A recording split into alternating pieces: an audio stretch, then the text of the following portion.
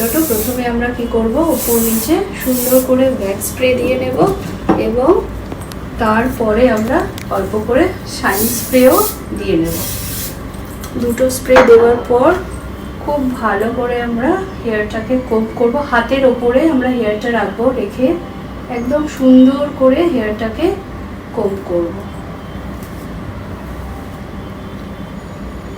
আর খেয়াল রাখতে হবে আমাদের হাতটা যেন ওর কপালে টাচ হয়ে থাকে।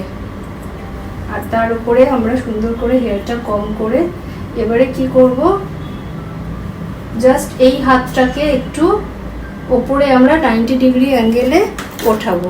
উঠিয়ে এই যে ফ্রন্টের হেয়ারটা আমরা পেলাম, এই যে জায়গাটা পেলাম, এখান থেকে জাস্ট ওপরেরটা আমরা হালকা করে স্প্রেড করব, সুন্দরভাবে স্প্রেড করবো। এটাকে